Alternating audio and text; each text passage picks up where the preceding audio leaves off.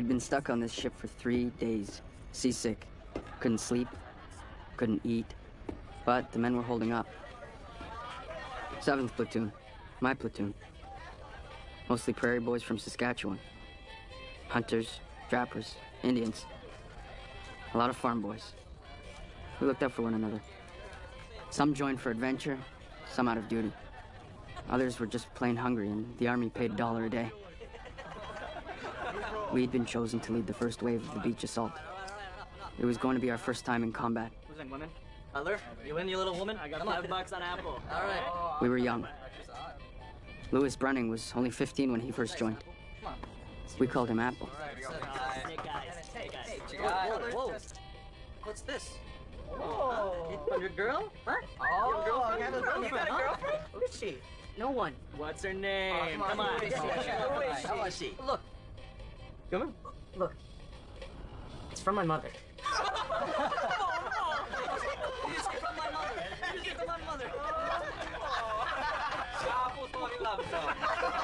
What's it say? Nothing. Oh, come on. What's it say? Let me see. Well, what's it say? It says, God keep him safe.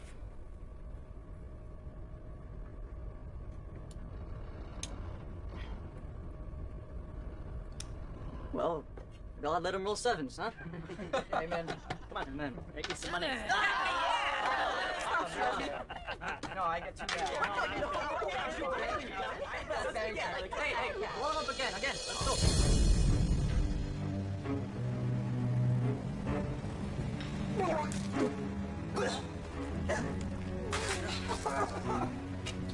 What? Something I said?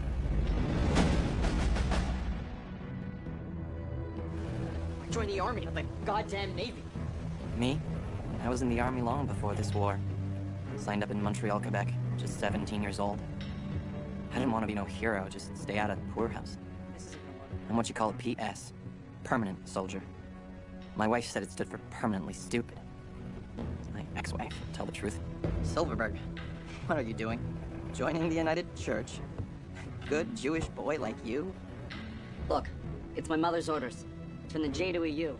Just in case we get taken prisoner. No one's gonna take us prisoner. We're going all the way to Paris. I'll find you all a nice mademoiselle. You'll see.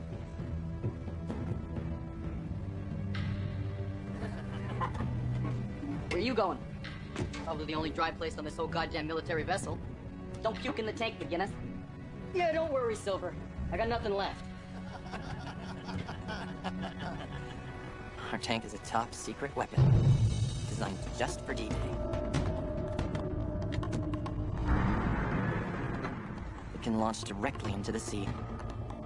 They're called a duplex drive. You take a Sherman tank, add an inflatable canvas screen, waterproof the hull, connect propellers to the drive shaft. Hey, voila. You have a 32-ton floating tank. And when she drives out of the sea, a big surprise for the Germans.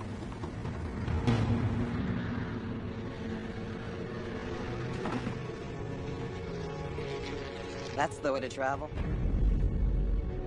First class.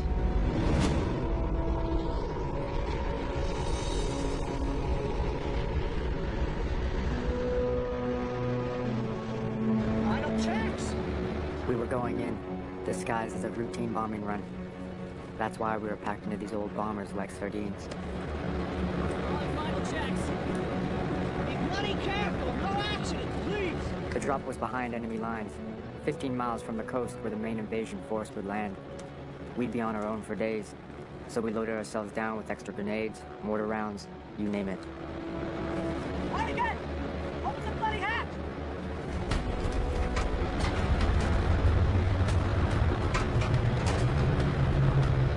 There was France, from 500 feet, at 200 miles per hour. The red light was the warning. 2 minutes till the green light. 2 minutes before all of us, 110 men of C Company, would jump straight into God knows what.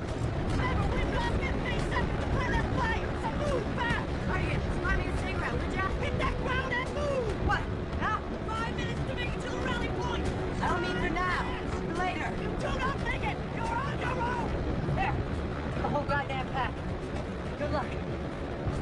tried not to think about being shot on the drop, or landing on a tree, or drowning in the flooded fields below.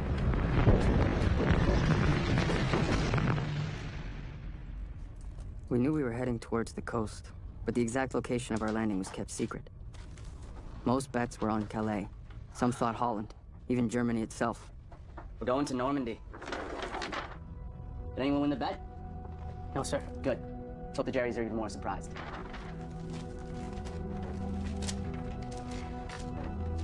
The Americans have Utah and Omaha. Brits, gold and sword.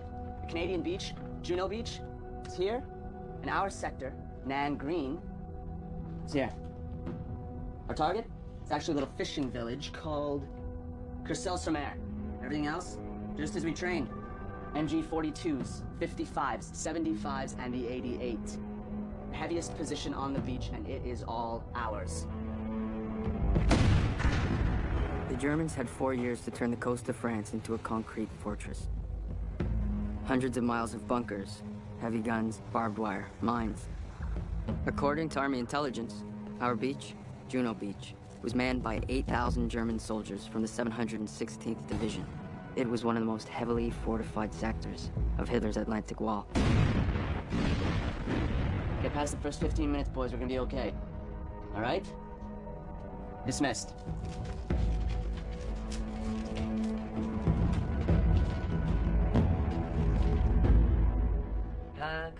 Most of us weren't expected to make it off the beach. We all knew, but nobody talked about it. Smile, boys, that's the style. What's the use of worrying? It never was worthwhile. So pack up your troubles in your old kit bag and smile, smile, smile.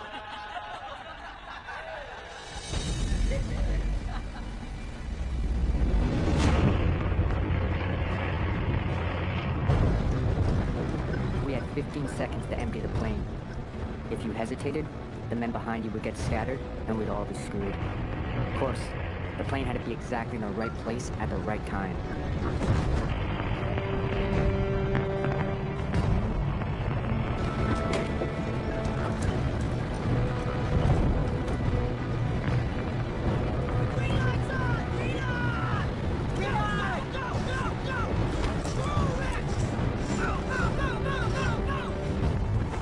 Just after I jumped, I'm thinking, what the hell am I doing here?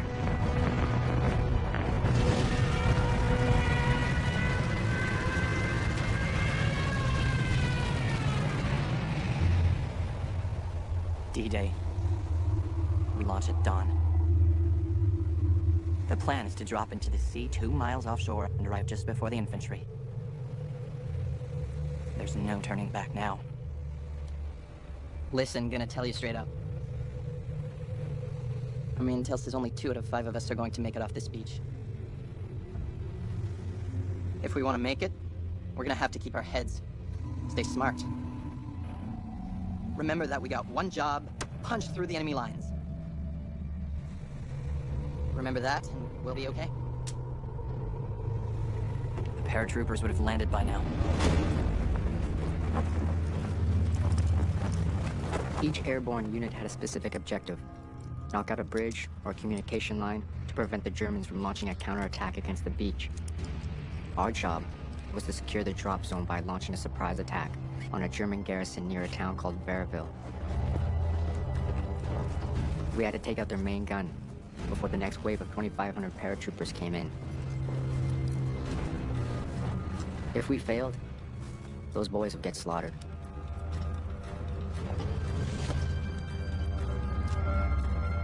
I had 5 minutes to get to the rally point. Problem was, I had no idea where the hell I was or how to get there.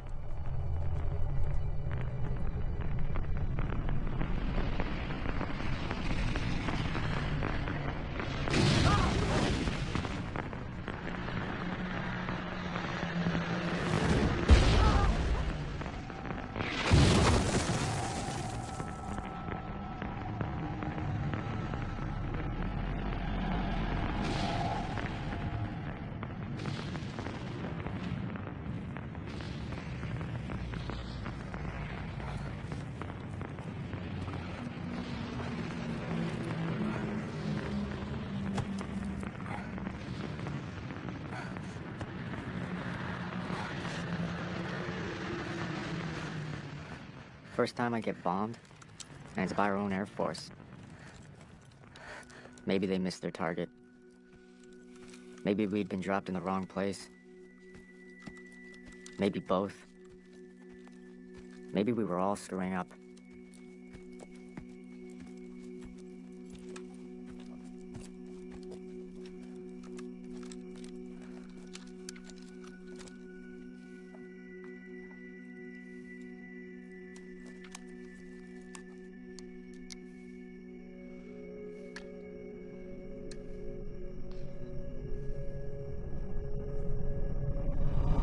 Punch! Judy, what? Judy, Jesus Christ, Judy. Who won the Stanley Cup? Habs. 4 games straight. You look like shit, Hardigan. You're one to talk. Any idea where we are?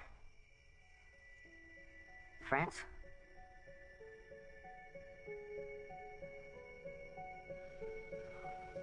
How the hell did we get to the rally point? I don't know. We'd missed the rendezvous. I wondered how many others were lost, wandering around the French countryside, or dead.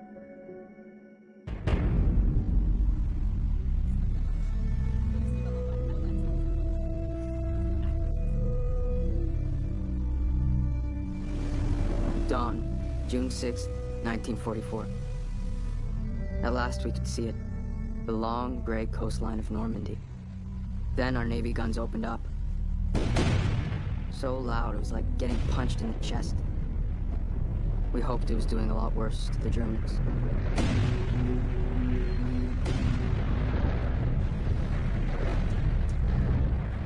All right, one last time. LCA drops us off here at H hour. Catesman.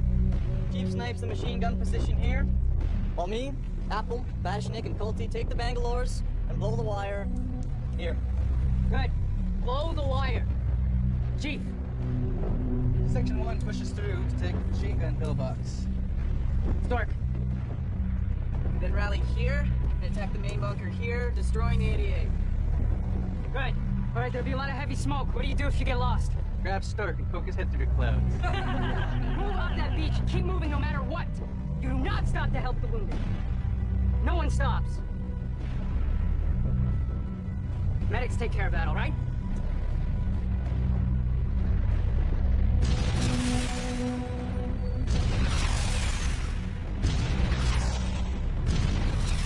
Listen, given the naval bombardment, chances are nothing will be left.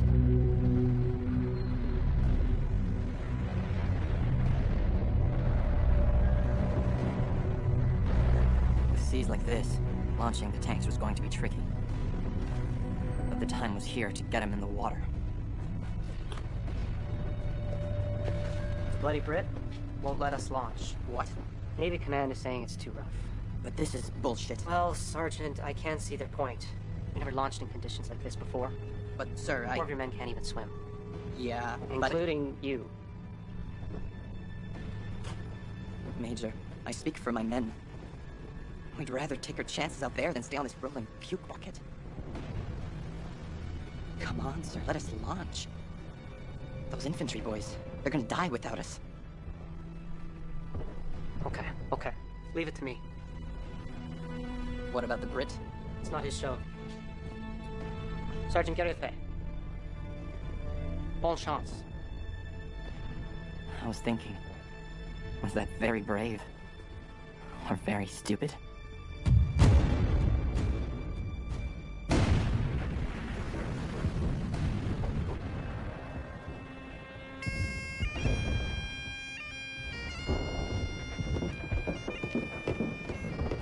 Hey, Bird. Looks like we're gonna be in the movies. Yeah, like a regular Gary Cooper, huh? Hi, Mom. Hey, Apple. You know why bagpipers are always walking around? Get away from that noise.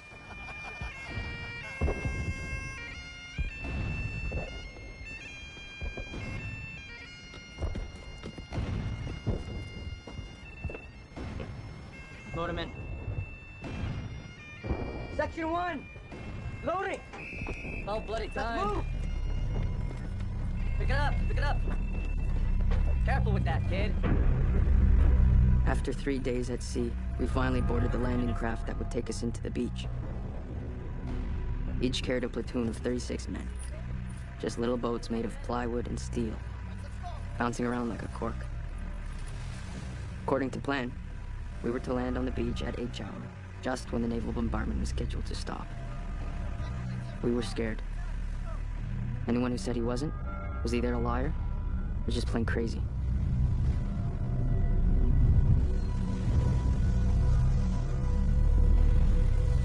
Okay, guys, prepare for launch! Prepare for launch! Pick start her up. Navy Command said it was too dangerous to launch, but our CO decided to push forward. Everyone in our squadron, all 19 tank crews, felt we had to chance it. Radio check! Main gun in position! Ladies, our skirt is up. Take us in, Mechanic. Aye, aye, Captain. Here we go! We launched more than 2 miles offshore, the first tank in our unit to go in. But I wondered, how many of us would make the beach? Dawn. D-Day. The first infantry assault wave is already headed for the beach. Further inland, airborne units are racing to secure their objectives to prevent a German counterattack against our beach forces. Malin and I had spent the whole night dodging enemy patrols. By sunrise, we finally made our way to the objective, the German garrison at Varaville. We were so late, we figured the rest of our unit had already knocked out the gun that threatened our main drop zone.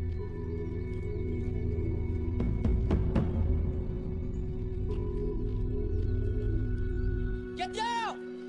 Get down! Get down! Cover! Over here!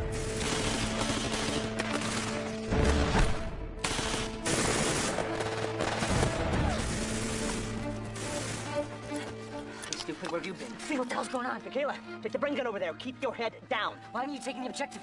Because of that pillbox? The German artillery's back there, hidden behind that wall. Right there? Yeah. Where's McLeod? Major McLeod's dead. In the house there. He was scouting when the gun opened up.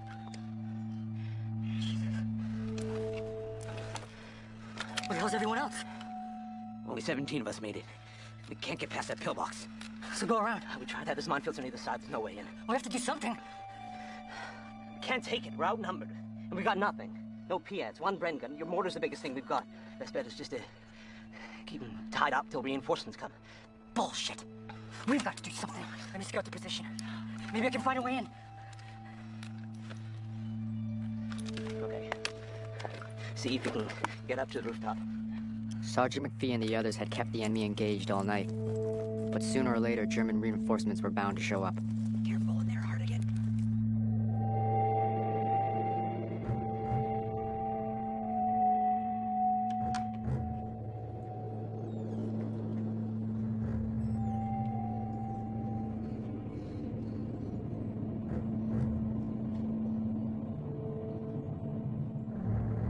The Germans had converted this house into a barracks. While I was lost in the French countryside, our commander, Major McLeod, led the assault.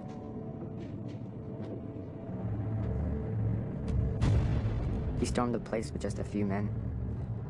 The ground floor was deserted. McLeod took a handful of men up to the second floor. It was empty too. The beds were still warm.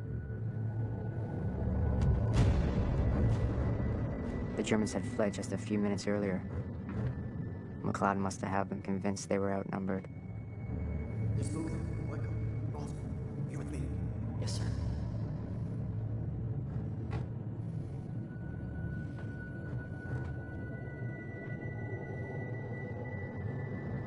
Keep away from the window. Okay. Scan the wall. Eyes sharp, folks. Eyes sharp. From up here, McLeod and his men began to scout for the Germans' main gun. But the gun found them first. Oiko, get the PM. Yes, sir. Down. Get down.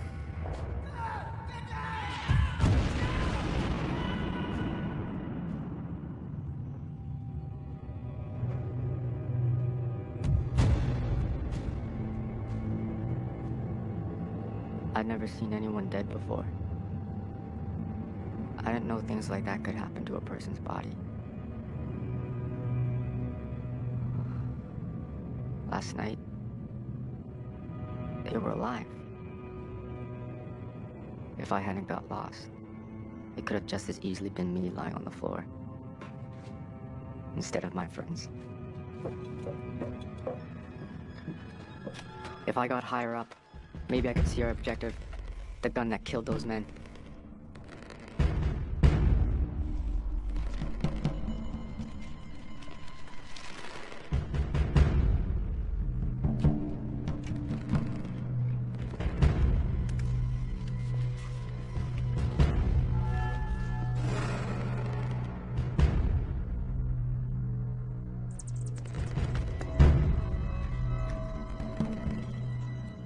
I could see the pillbox that had us pinned, and there, beyond it, the main gun. A 75mm artillery piece surrounded by minefields. Past that wall, the Germans were using a path that led from the pillbox through the minefield, straight to the gun. If we could get to that path, we could get to the gun. But how to get past the pillbox?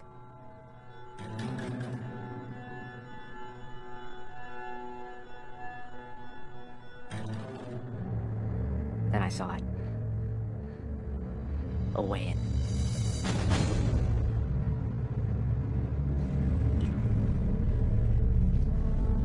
The launch, along with the weather, was a mess.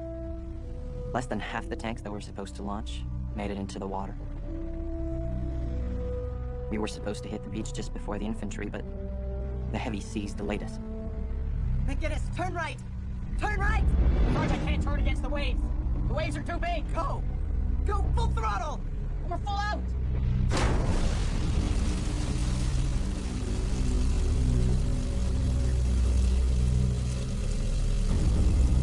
Please God, not now.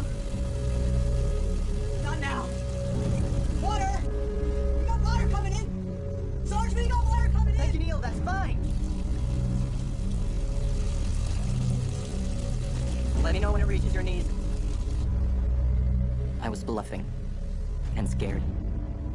In training, a number of our men drowned.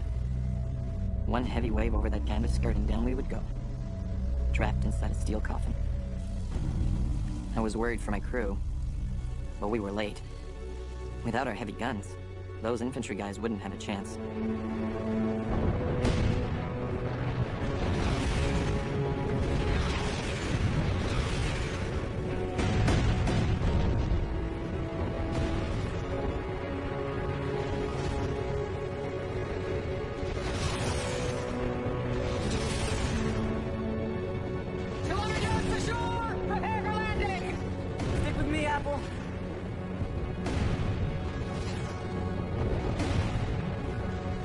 When our Navy guns fell silent, I knew we were in trouble. Every minute we were delayed allowed the Germans time to regroup. Why have our guns stopped? We're late. We're supposed to be on the beach now. A mile offshore, the sea was crowded with landing crafts. But as we drew closer to our landing sectors, we began to spread out. 100 yards! Get yourself ready! Sebastian, you okay with that? Soon, we were alone. I'm right behind you, buddy. Church tower. It's still there. Looks like everything's still there. You missed our beach. 50 yards! Open the gate! Steady! Keep it steady! Section 1, stand by! I want those Bangalores to the wire fast! Don't stop until you're there! You see a Bangalore drop, pick it up! You see a ladder drop, you pick it up! Good luck, sir! You'll be fine now. Stick with me, kid. Go in full speed!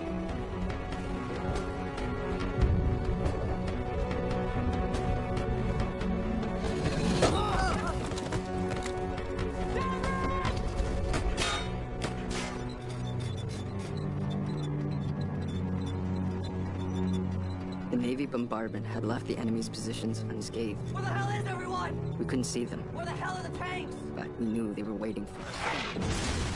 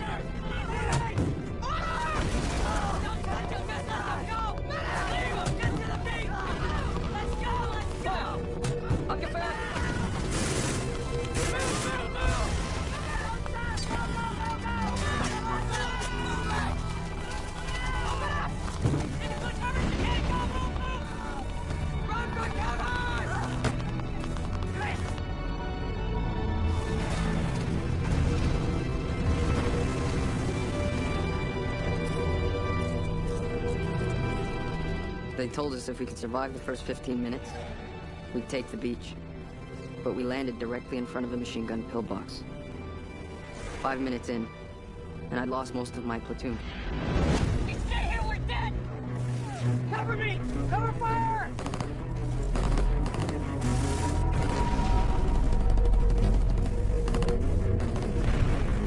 Let's go! Move out!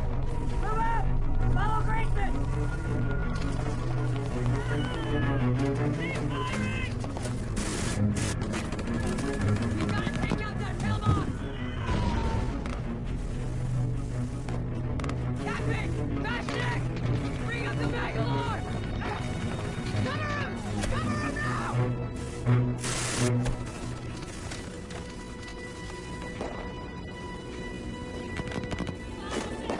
Grab the Bangalore! Move! Gotta blow this wire! Start! Grab the Bangalore! Hurry up! Grab the Bangalore and get back here! Hurry up! Start! Hurry up! Get the Bangalore! I'm sorry, no! Get the Bangalore there! Get out! Get down! Pull the wire!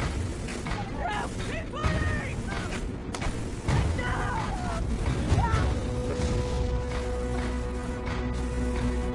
We're clear! We blew the wire, but we were still trapped. There were no tanks, no support. We were alone.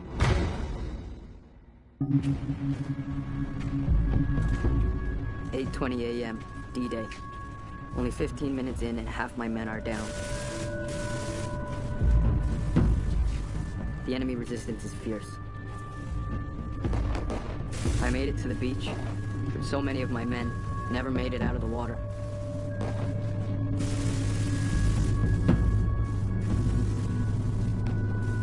On the beach, there's nowhere to hide from the mortars, the mines, and machine gun fire.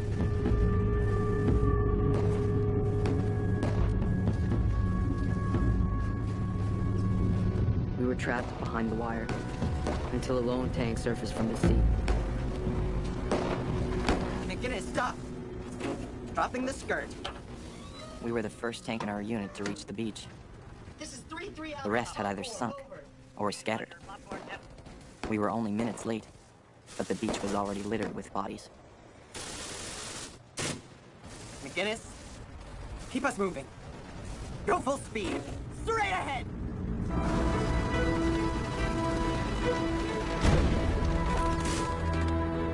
Hit the pillbox! Load 1 round! 18! I'm stuck! Cover me! I'm going! I'm going! I'm on fire! I'm going for the pillbox! Take out the machine gun!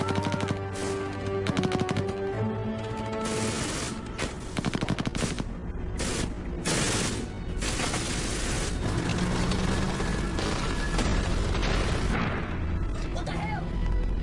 I'm stuck, boys! Traverse right! Artillery, it's the bunker! Load 1 round! 18!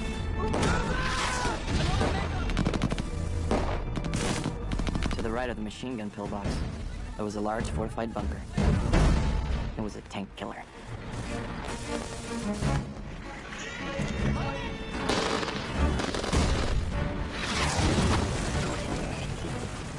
Come on, come on! Load in! Terminate! Fire! 5 yards left! Correct! Load in! Terminate! Fire! Our gun was no match for the bunker. But we could hit the machine gun that was killing our infantry. I gotta get close! Point right!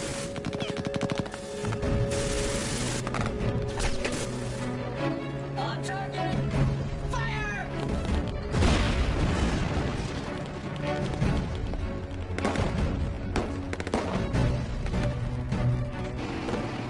We took out the pillbox.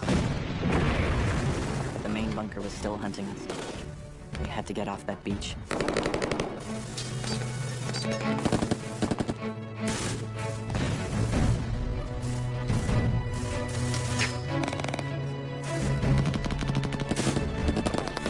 With the pillbox destroyed, I made my way to the bunker to take out that artillery piece.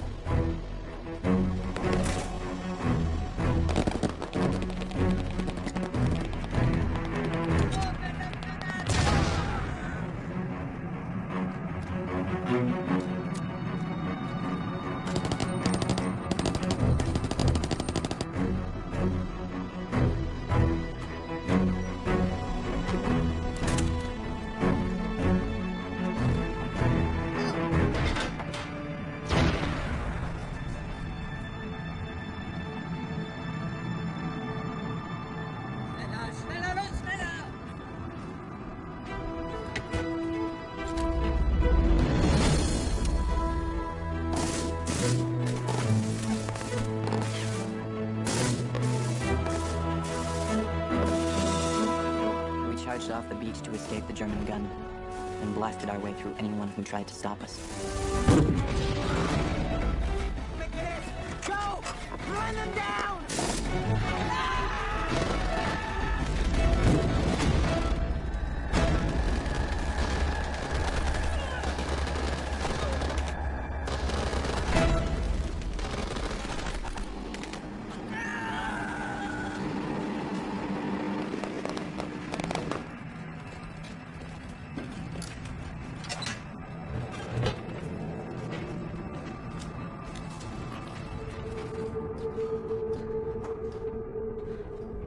I entered the bunker and found myself underground.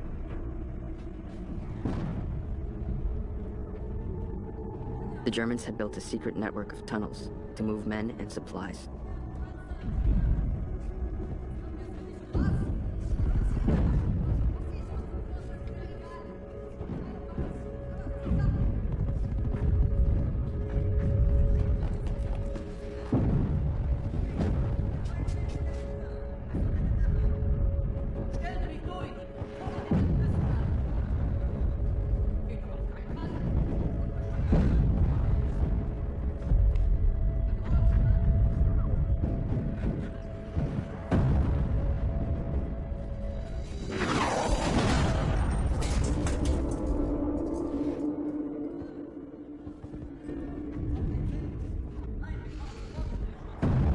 They were close, but I didn't know where or how many.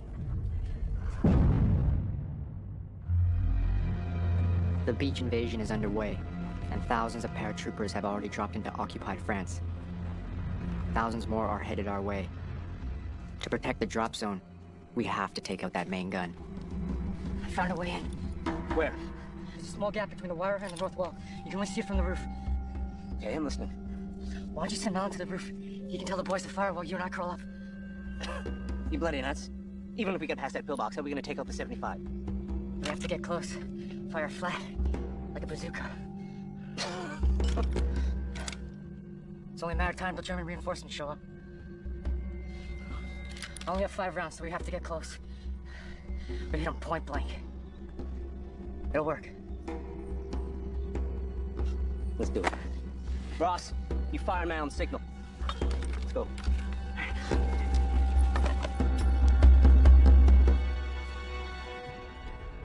As the battle raged overhead, I could hear the enemy.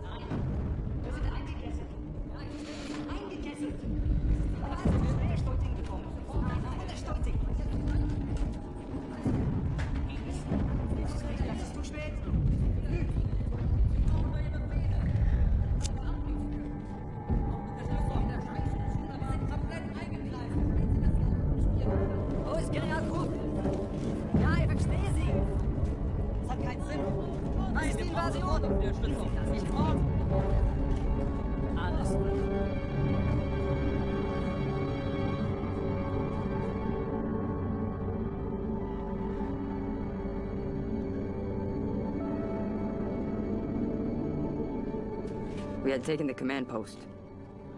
Above ground, everything had gone quiet. I figured either my men had taken the beach, or they were dead. McPhee and I made our way to the stone wall. This would be our only chance to take out the main gun.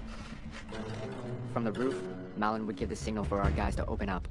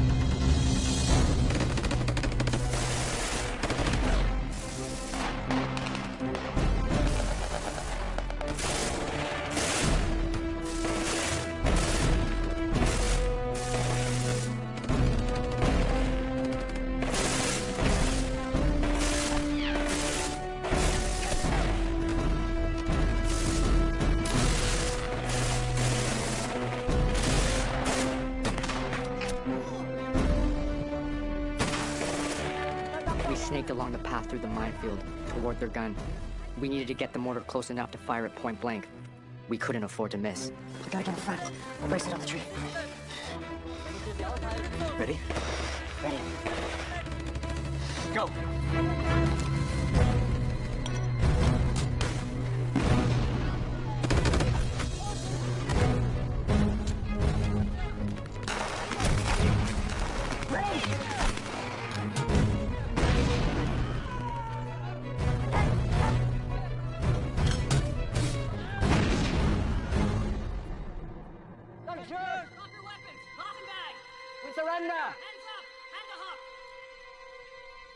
The German garrison at Verville had us outnumbered, but we took out their gun and captured more than 80 prisoners. We radioed the code word blood. It meant C Company, the 1st Canadian Parachute Battalion, had completed the mission.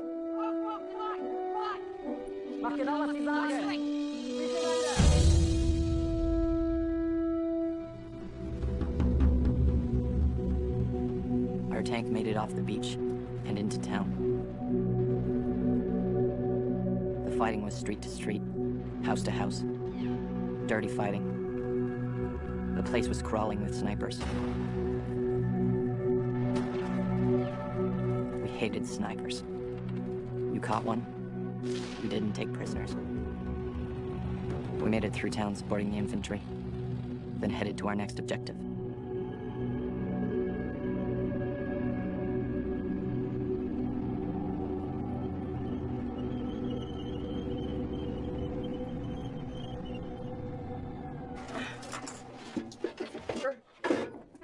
We stopped in the French countryside. You could hear the war in the distance. But here, everything was calm.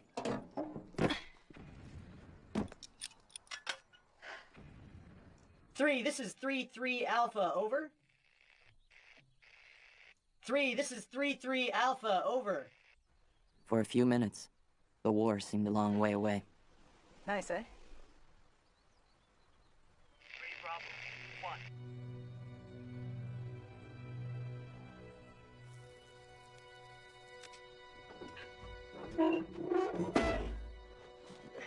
Sarge, the CO wants us to rendezvous at a crossroads a mile up road.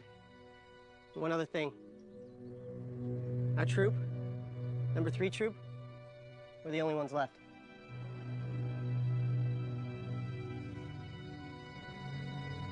Let's settle up. Out of all the tanks in our squadron, we were the only troop left.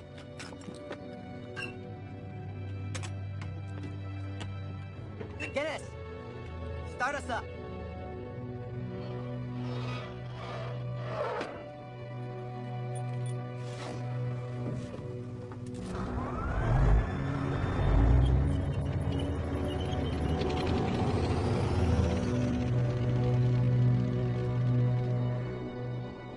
On our way to the rendezvous, we learned that snipers had killed a number of our comrades, friends of mine from the same unit.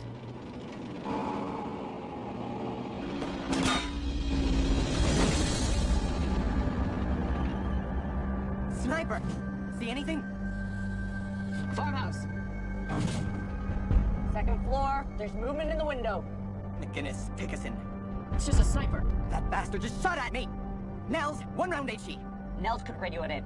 Let the infantry deal with it. Let's take us in! That is a goddamn order! Maybe I wasn't rational. Maybe I was angry.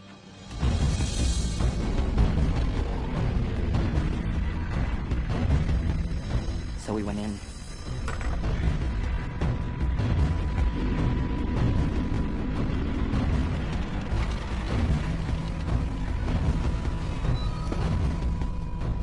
In the farmhouse. Load 1 round HE. We're loaded! Fire! Sir. Fire! Sir! What the hell are you waiting They're for? people, civilians. I'll do it myself. Monsieur, monsieur! Monsieur, ne dira pas monsieur, monsieur! Monsieur, ne pas rappeler monsieur! Oh là là, derrière!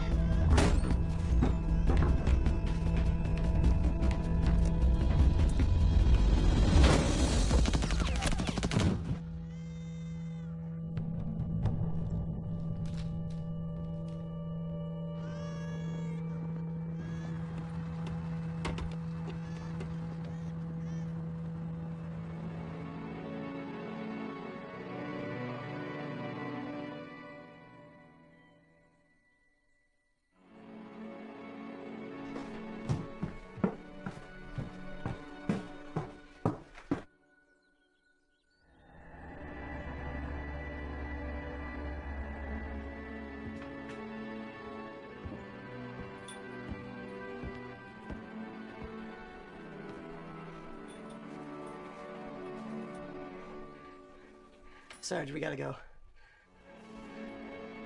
Leo. This sniper. She was just 19 years old. Her German fiancé had been killed that morning. I had done my best to protect my men, to make our objective, and come through in one piece. But victory, it comes at a price. What happened, Serge? Did you get him? Hey, what happened? Driver, let's go.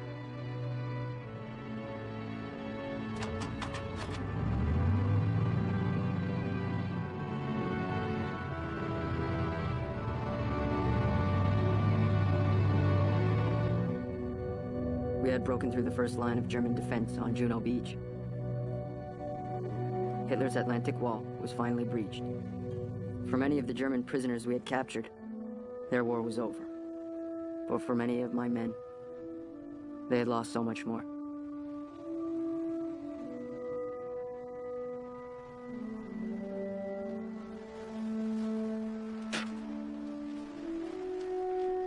In there. Move. Sit. Get on your knees.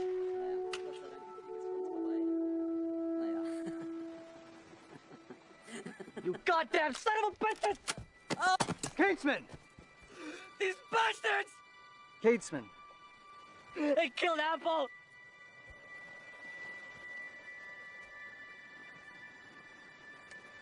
Ah! Easy. Easy, brother.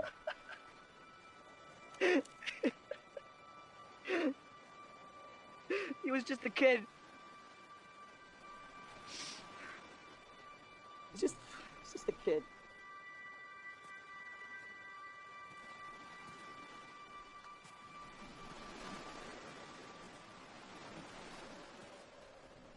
Lieutenant Grayson here, he took this bunker by himself. You should have seen him. Sergeant and I were just along for the ride. You should have seen it. All by himself.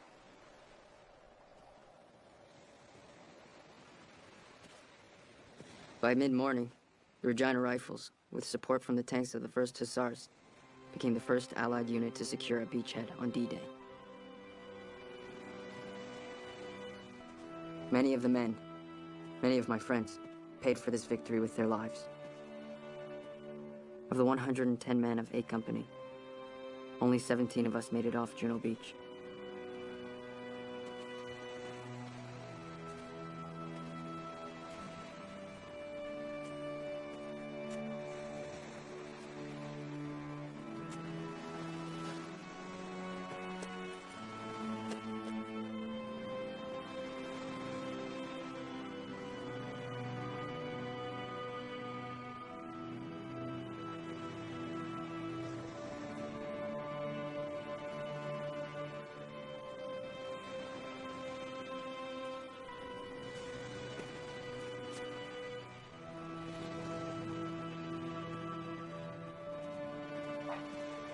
Sir.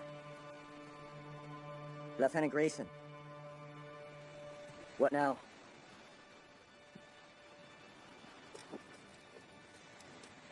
Get the men. Let's go. Yes, sir.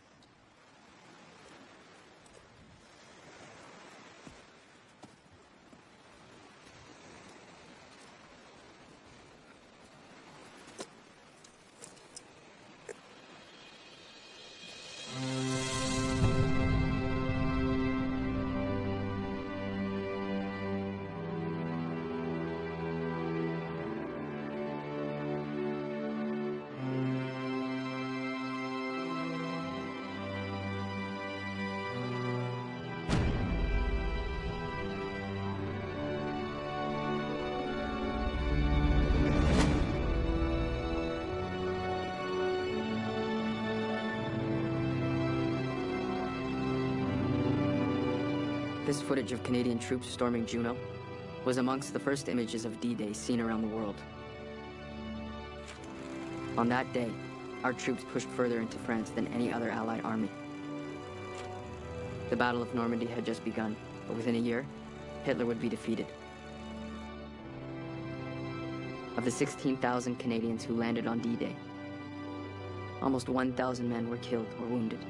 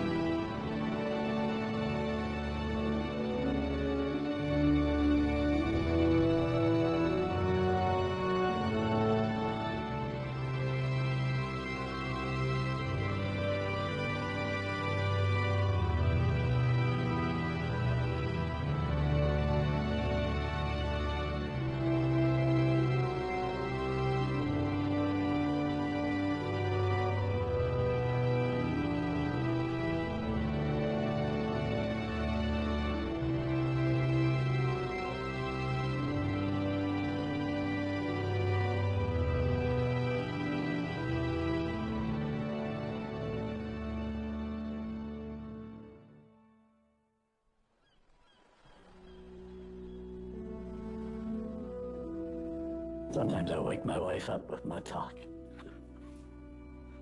So she tells me in the morning. But yeah, I dream a lot. They're talking to a fella this morning down there. Same thing, it never leaves us. I can close my eyes and just see pictures. I've tried to forget, and it's been over 60 years, so a few things fade away, but then something happens, or questions are asked that relive the situation. Some terrible things way back in there that we just don't talk about. I don't know, it's just a feeling I have that I was supposed to be there, and I was. Well, I'm glad I was there, but I don't want to go back. Where do I start, you know? I gotta start thinking back. You come up with that saying. It's hard to remember what you tried to forget.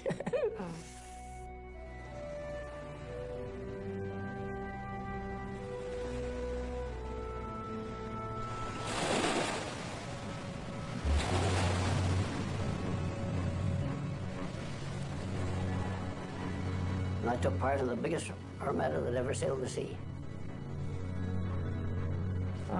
You could almost walk to France, jump from one piece of equipment to another. I was section leader, and I was in B company, and it was I had 12 platoon, and that's 12 men. You were just like their father, pretty well. It was quite a responsibility. You know, it was a big adventure for us to leave home and be out on our own, really, in a sense. So it was exciting for us. It was sort of, I felt it was a duty to do. That was, and there's so many men out of work. They had nothing, and what else could you do if the government isn't going to do anything for you?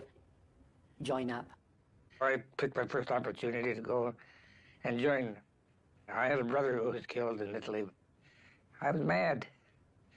swore I'd kill me a German. We're all there for the same reason. We had to be. In this thing together, and the quicker we get out of it, the better, you know. Yeah.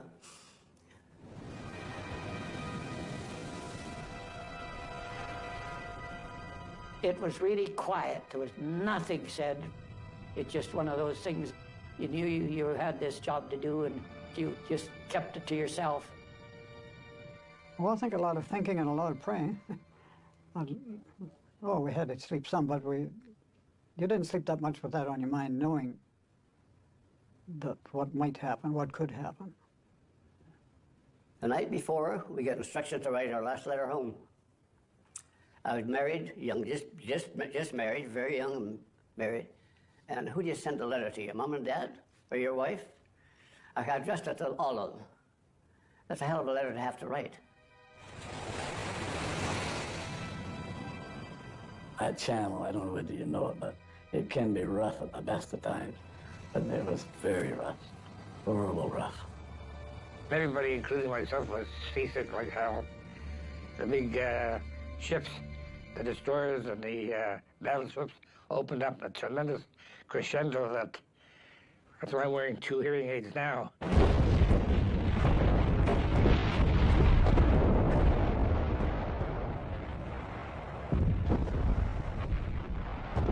We had to crawl down, I don't know, maybe it's 20 or 30 feet on these scramble nets. And you had to be very careful because the water was so rough that when the waves come, it'll lift the landing craft way up and then let it down, and you had to make sure that you didn't get squashed between the landing craft and the ship. Right behind me, the battleship Rodney sat. And every time the gun was fired, a recoil, eh? And every time he came forward, he sent a 20-foot wave. And that little barge I was on, just 20 feet up or 20 feet down. I'll never forget it. And I think maybe that's why I was so damn sick. I didn't give a damn if I made it to France or not. We had bottles of rum, and it was passed along both sides. And everybody took a swig, you know. And when that one went empty, another one came on. I don't want to use this word, but we were more than half pissed when they hit the beaches. There was lots of fellas that had trained for 2 years and never touched the beach. They were dead before they ever touched the beach. I watched one that they hit a mine, and I just happened to be looking that way, and all of a sudden everything just big explosion. It just went black. And you could see 2 bodies going up in the air. There was the tanks. I don't know if you ever saw them. They floated them in. They had curtains on them, and they floated in so far. Amazing. Floating with a 45-ton tank with a couple, 3 or 4 air pillars and a couple of struts, and, you know, not a good move. The whole thing got hit with a big wave or something. Down it would go. Next one, done the same thing. Too much heavy water. Way too rough. Look out right there. 25 men, 5 tanks. Off of that tank carrier that we were on, there was 5 didn't make it, and our tank did. You're scared stiff, and you can't tell it to anybody. Everybody feels like you do, you know. It's a hell of a situation, really. Yeah. You're scared stiff, and you just wonder, is this it?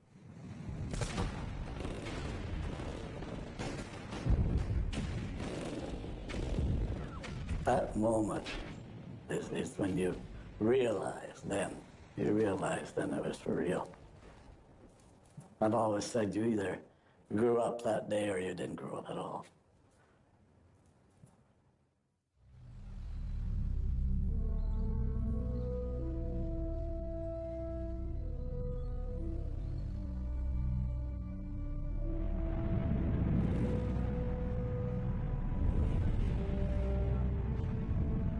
You were trained that just as soon as that door opened, you jumped out into the water and you headed for the beach just as quick as you could get there. In case they had their guns aimed at you, well, they could just kill all you as you were coming out. The first fellow, he got up and he got hit and he fell off into the water. And the second guy, he got hit in the arm and he laid on the gangplank there. And then it was my turn. I was the third guy out. Well, he had to holler at me a couple of times because I was petrified. I couldn't move, you know. When you get up to your chest pretty well and you get a big wave and it pushes you forward, and then when it backs, it pulls you back again. It was really hard to get ahead to get onto the beach. I waded past a couple of bodies already floating. I hit the ground running. I could see the sand kicking up where the bullets were hitting them, and I just kept running like hell. I was too stupid to be scared. If you get hit, well, then that's the time to start screaming. These guys were peppering us. They had the concrete pillboxes all along. They had their Smicer MT-42, fast and pelt-fed gun. Just a like that. They were fast. At the time when you get hit, it's more of a shock. It doesn't hurt. But I couldn't stand up. I couldn't run. I couldn't walk. The only way I could maneuver was crawl or wait till the tide pushed me up a little, because the tide was coming in all the time. I was scared. I'm telling you. I was really, really scared. But you had to go forward.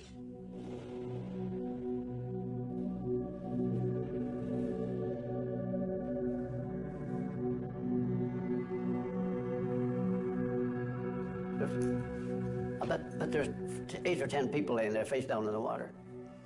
Regina rifle boys, shot right on the beach, yeah? And you can't stop and pick those guys up. It wasn't pretty. Never forget it. Yeah.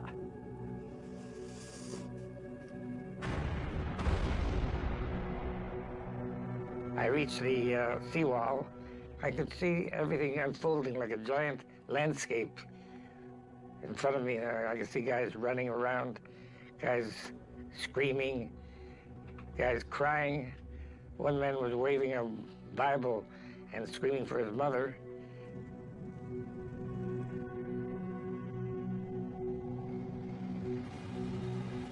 I seen like this tank, what they call a flail tank, big chains in front of it, turning, and they're blowing up the mines as they go up the beach. So I followed him up the beach. When we got tracks on France, we just drove maybe a couple of tank lengths out of the water, and all of a sudden I hear this ping, like snipers shot from, and we looked around and we saw this church steeple. That's where he's at. The order was, you still hear it, gunner, traverse left, steady on, church steeple. You're on, got it. Fire when ready. We took care of him, and from then it was go forward. Our section had to clean out this one pillbox. That was our particular job. We didn't want to be together because if a shell hit, we'd all get killed, so we had to kind of space ourselves out. You just kept going till you hit that first line. We threw in a hand grenade first, and just as soon as that exploded, you rushed in the back door, and then the thing you just sprayed anything that moved with bullets, and that was it. Anyone that had a gun and waving it around, there was no hope for him. It's either you or him.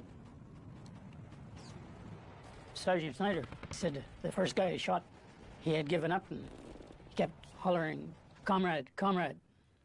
And he said, "I shot him anyway." He said, "There was still a lot of fight left in him." He said, You know, it's a hard thing to say, but they said that there was no way we could take prisoners because there was no place to put them. If the German come out, it didn't matter, you disposed of them. That was just it, because you had to clean everything out of the way so the next wave of soldiers could come through. And that's the way it was. And how we ever got off there without losing a man, well,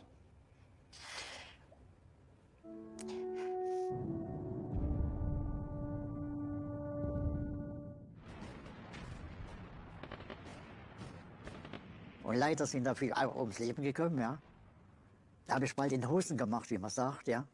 Und da habe ich gebetet an Gott, was ich früher eigentlich nie tat. Da habe ich gebetet, über dieses rette mich, rette mich. Und ich habe an meine Eltern gedacht. Some Germans, they were medics. And I said, first you're going to do my men. And he says, nein. He wouldn't do it. And I says, and you're going to do me first. And I told him in German, ich bin a Jude, you know, I'm a Jew. And you are going to do what I tell you, or else. And there was a native guy standing beside me, and I said, lift your rifle, aim at his head. When you hear the word 9 coming from him, don't wait for me, just shoot the son of a bitch. Don't wait for any orders. And boy, he was just ready to go, you know. And this guy started to shake. He was, you know, they were scared of natives. He said, okay, okay, you know, all of a sudden he spoke English. You don't even think about it. The thing is, you've been trained so long that destroy your enemy any way you can. And you had no emotions at all, really. But it's after, I find it harder now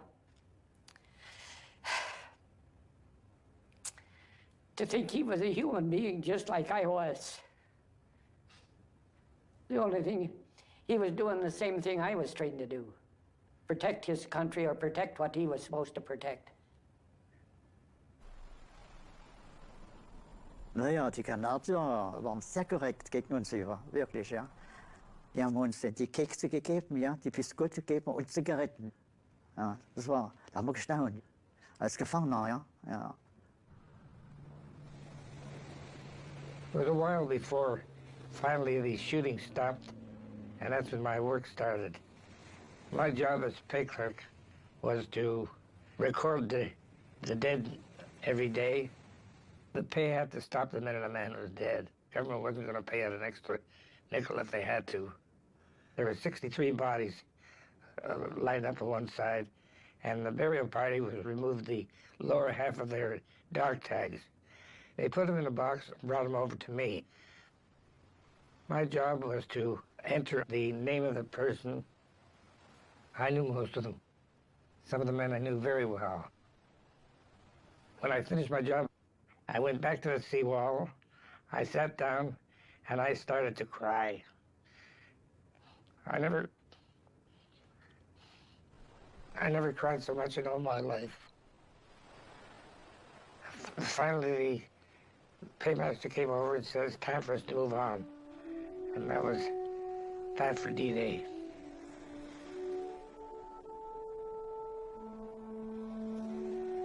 You know, sometimes you wonder, what the heck am I doing here, you know? I don't have to be here, you know, going through this. And then you liberate a village, and these people come out from, I don't know where. They come out, and then you know why you're there.